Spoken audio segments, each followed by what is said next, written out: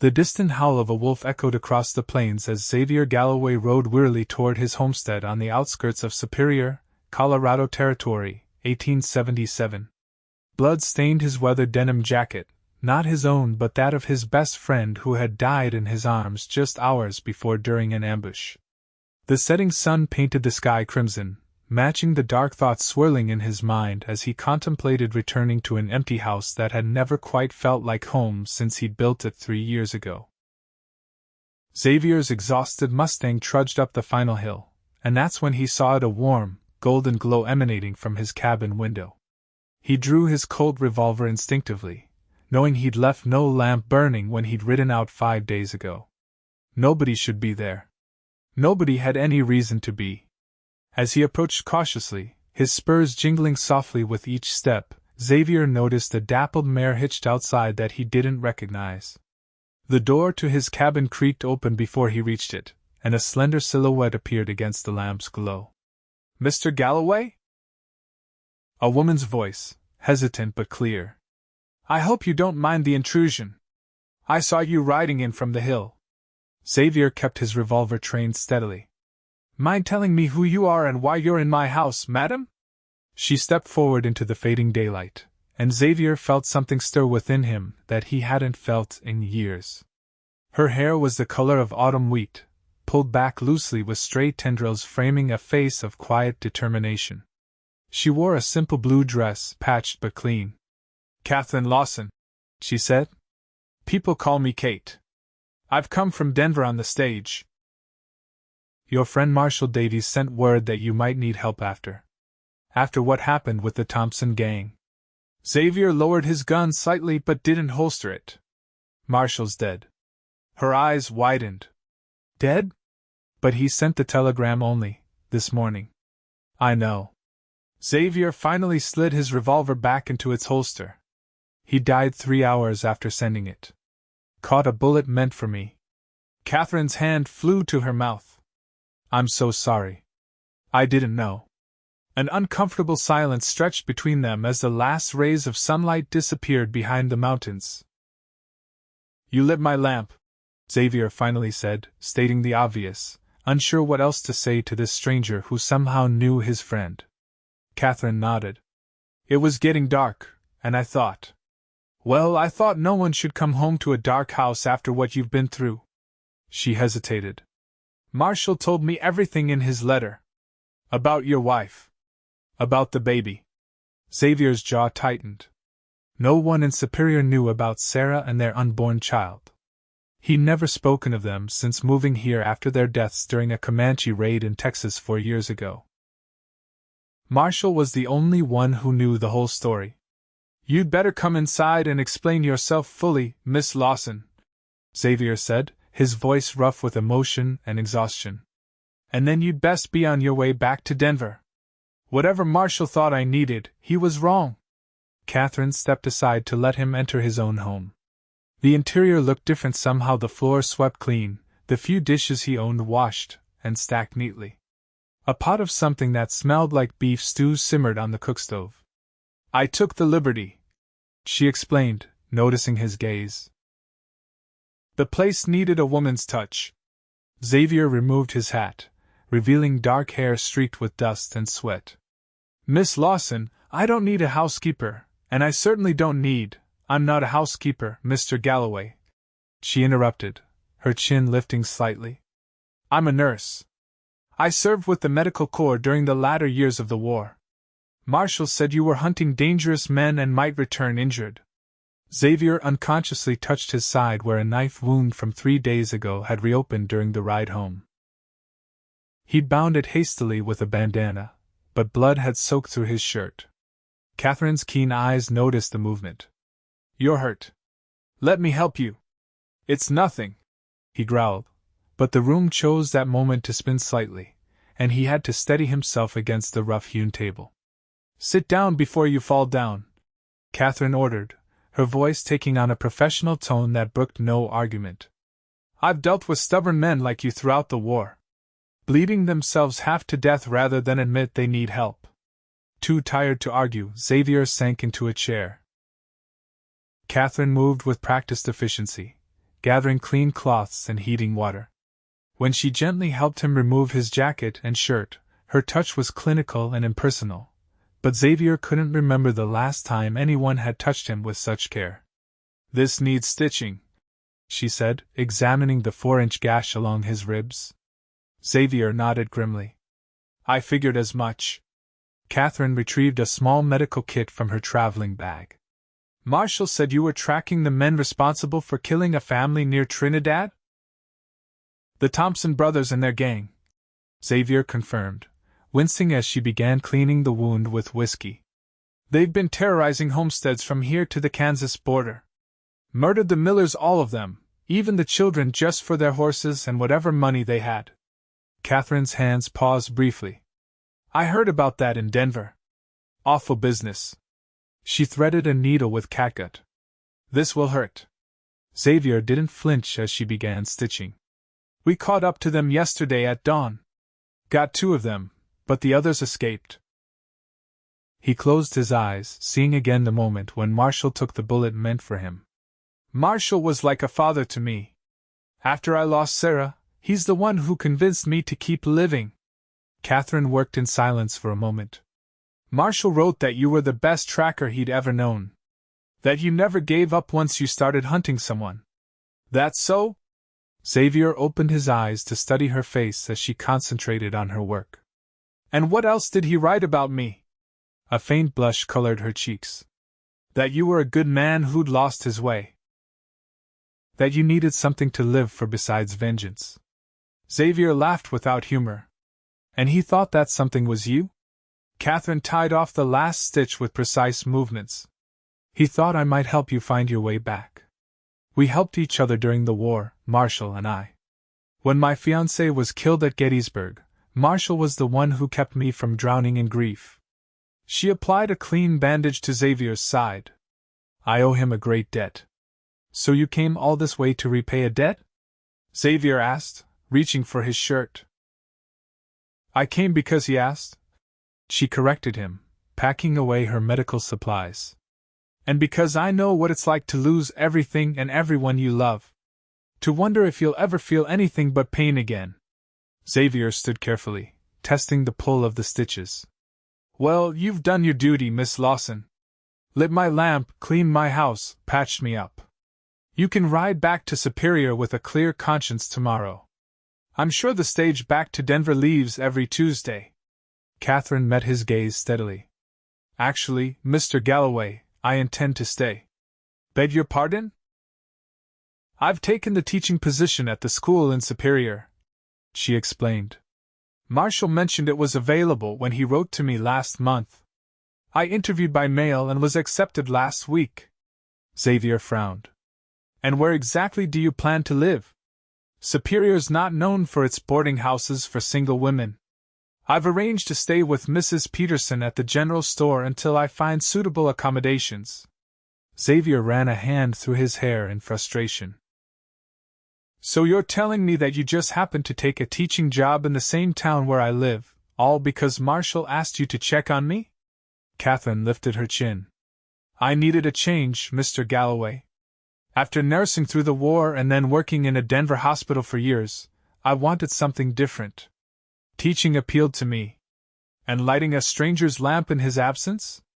Does that appeal to you too?" His tone was sharper than he intended. "I thought it would be a kindness," she replied softly. "I remember how much I hated coming home to darkness after William died." The simple honesty of her words took the fight out of him. Xavier sighed and gestured to the pot on the stove. "You made stew?" A small smile touched Katherine's lips. "I did. Are you hungry?" "Starving," he admitted. "Haven't had a proper meal in days." They ate in relative silence, the tension between them gradually easing as fatigue and hunger gave way to the comfort of warm food and a safe shelter. When Katherine finally rose to leave, the night had grown dark and cold. "I'll see you safely to town," Xavier said, reaching for his hat. "That's not necessary." "I can manage. It's 3 miles in the dark, Miss Lawson. There are wolves, not to mention less savory 2-legged predators. I'll take you. You're injured and exhausted." she protested. And you're stubborn, he countered. But I'm more stubborn. I'll hitch up the wagon. Under the vast Colorado sky speckled with stars, they rode in silence for a while. The rhythmic creaking of the wagon wheels created a peaceful backdrop to the night sounds around them. Will you continue hunting the Thompson gang? Katherine finally asked. Xavier kept his eyes on the trail ahead. Yes. Alone? If I have to. Katherine turned to study his profile in the moonlight. Marshall would want you to be careful. Marshall would want me to finish what we started. Xavier corrected her. Those men are animals. They need to be stopped before more innocent people die. And if you die in the process? Xavier shrugged. Then I die. Is that all your life means to you now? Her question hung between them, uncomfortably perceptive. Xavier didn't answer until they reached the edge of town. My life stopped meaning much of anything when I buried my wife and unborn child, Miss Lawson. I've been living on borrowed time ever since. Katherine's hand lightly touched his arm. No one's time is borrowed, Mr. Galloway. Each day is a gift, even when it doesn't feel that way. Xavier pulled the wagon to a stop outside the general store. A lamp still burned in the window despite the late hour. Looks like Mrs. Peterson waited up for you. Katherine gathered her small traveling bag. Thank you for the escort. And please come into town if that wound gives you any trouble. I'll be fine. At least let me check the stitches in a few days. Xavier helped her down from the wagon. Why do you care, Miss Lawson? You don't know me. In the lamplight from the store window, her eyes were deep pools of compassion. Because Marshall cared. And because I've seen too many good men destroy themselves with grief and vengeance. Before Xavier could respond, the door to the general store opened, and Mrs. Peterson's ample figure appeared in the doorway. There you are, Miss Lawson! I was beginning to worry. Her curious gaze shifted to Xavier. Mr. Galloway, haven't seen you in town for weeks. Heard about Marshall Davies. Terrible business. Evening, Mrs. Peterson. Xavier tipped his hat. Just bringing Miss Lawson safely to your door. Mrs. Peterson ushered Katherine inside, but not before the young woman turned back to Xavier. Remember what I said, Mr. Galloway? About borrowed time. As Xavier drove the wagon back to his lonely cabin, her words echoed in his mind. For the first time since Sarah's death, he found himself thinking about a future beyond revenge. The thought unsettled him deeply. Over the next few weeks, Superior buzzed with talk about the new schoolteacher. Katherine quickly became beloved by her students and respected by their parents. Xavier heard about her from everyone who visited his blacksmith shop on the rare occasions he was in town for supplies. He'd avoided her successfully until one rainy Tuesday when she appeared at his forge, holding a broken wagon wheel. Mrs. Peterson's delivery wagon hit a rock on the way back from Colorado Springs. She explained, raindrops glistening in her hair. The wheelwright in town is away until next week. Xavier examined the damaged wheel. I can fix it. Thank you. Katherine lingered, watching him work. How's your side healing? Fine. He didn't look up from his task. You haven't been in town much. Been busy. Katherine sighed at his terse responses. Mr. Galloway, are you deliberately avoiding me, or are you this charming with everyone? That made him look up, and to Katherine's surprise, a hint of a smile touched his lips. Both, I reckon. She laughed, the sound bright against the steady drumming of rain on the roof. At least you're honest. Xavier returned to the wheel, but found himself speaking more than he had in months. Town says you're doing well with the children. I enjoy teaching them, she said. They're eager to learn. Even Tommy Wilson, though he tries to hide it. Tommy's father works himself to death in that mine. Boys had to grow up fast. Katherine nodded. I've noticed. I've been giving him extra attention without making it obvious to the others. Xavier glanced at her with new respect. That's good of you. A comfortable silence fell between them as Xavier continued working on the wheel. Katherine moved around the forge, examining the tools and projects in various stages of completion. "You're talented," she observed, running her fingers over an intricately designed gate hinge. "This is beautiful craftsmanship." "Just practical," Xavier dismissed, though her praise pleased him more than he cared to admit. "Beauty and practicality aren't mutually exclusive," Katherine said, lifting a horseshoe he had embellished with a simple flowing pattern. "Why add these designs if it's just practical?" Xavier paused his hammering. "My father was a blacksmith back in Pennsylvania. He always said that putting a piece of yourself into every creation made the work worthwhile, even if no one else ever noticed.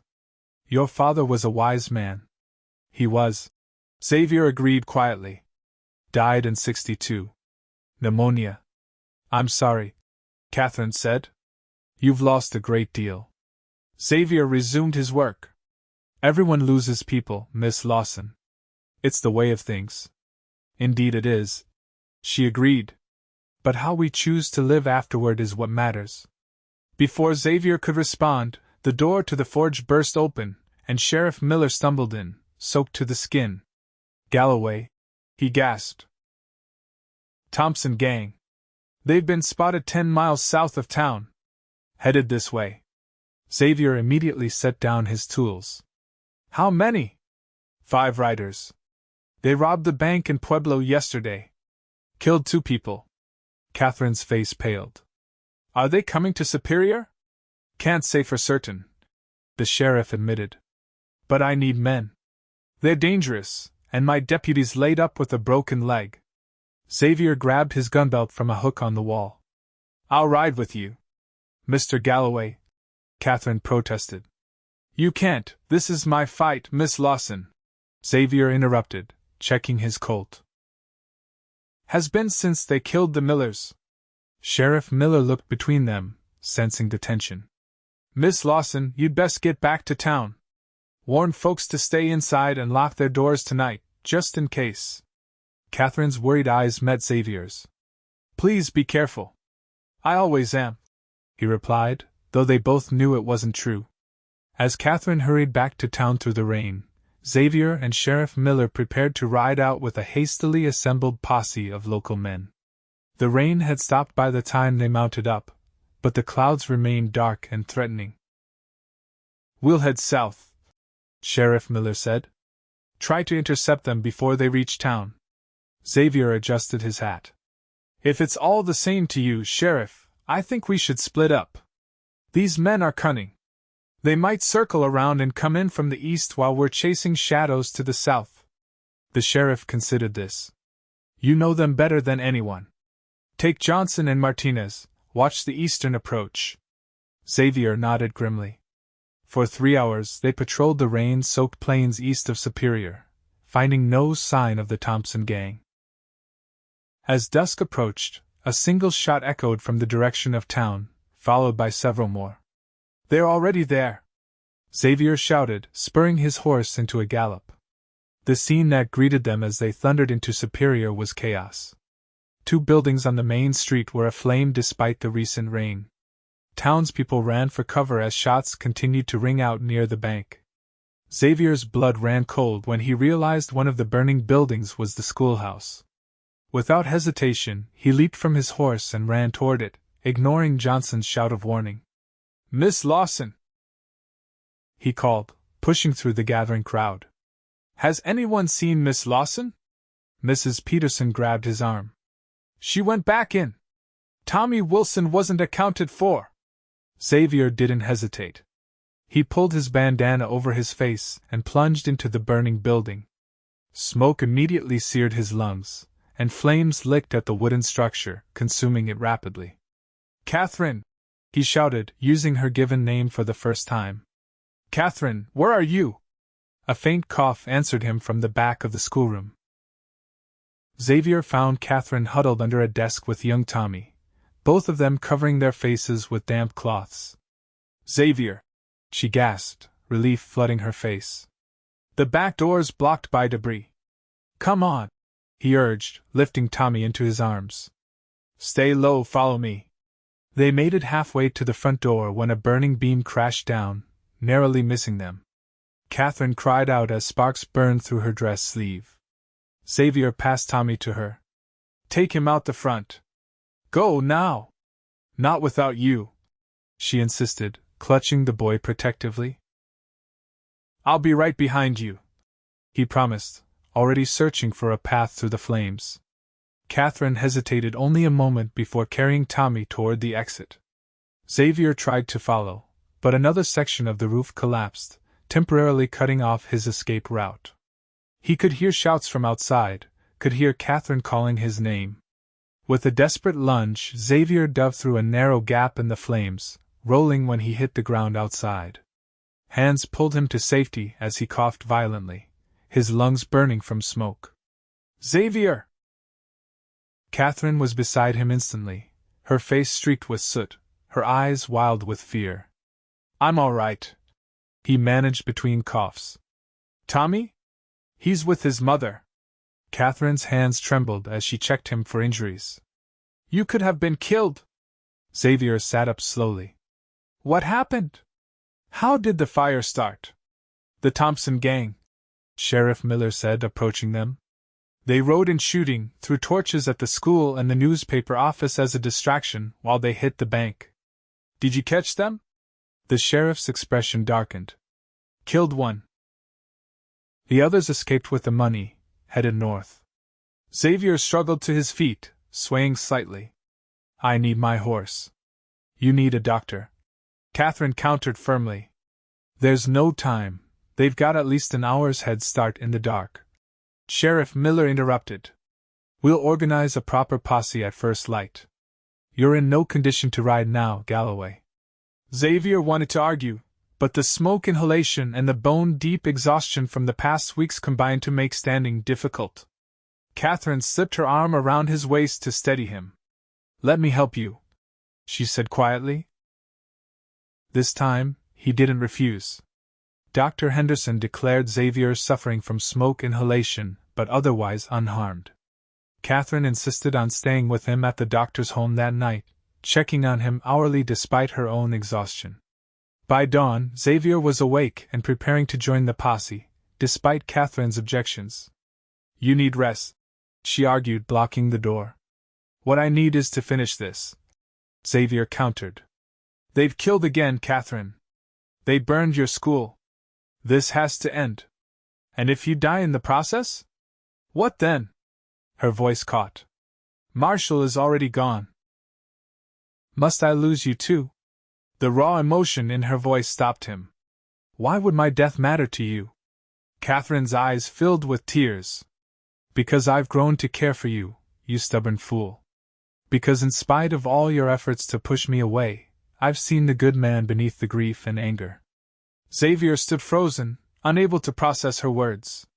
"Katherine, go," she said, stepping aside. "Do what you must. But please, for once, consider that you might have something to live for beyond vengeance." Her words stayed with him as he rode with the posse.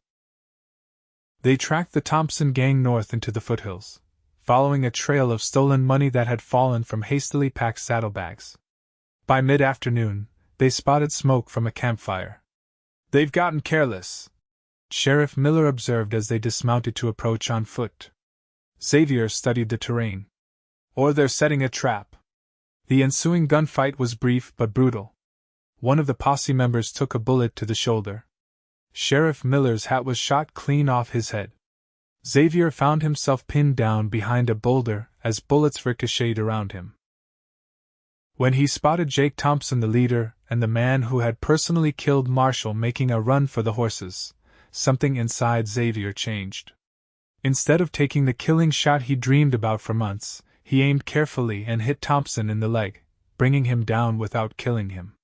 The remaining gang members, seeing their leader captured, quickly surrendered. As they bound the prisoners for the journey back to Superior, Sheriff Miller gave Xavier a questioning look. "Thought for sure you'd put a bullet between Thompson's eyes first chance you got." Xavier secured the rope around Thompson's wrists. "Thought about it. What changed your mind?" Xavier didn't answer immediately, thinking of Katherine's words.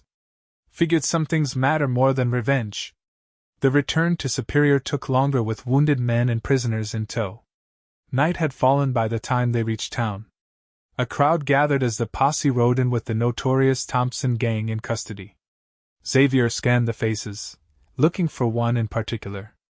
When he didn't see Katherine, worry gnawed at him. He handed his reins to Johnson and broke away from the celebration. "Have you seen Miss Lawson?" he asked Mrs. Peterson. "Not since this morning," the woman replied. "She mentioned something about checking on your place, making sure it was secure, what with you being away and those outlaws about." Xavier's worry deepened. His homestead was isolated, a perfect target if any of Thompson's associates were still in the area. Without waiting to explain, he mounted his tired horse and galloped out of town. The 3-mile ride to his cabin seemed endless. When he finally crested the last hill, relief flooded him at the sight of a lamp burning in his window.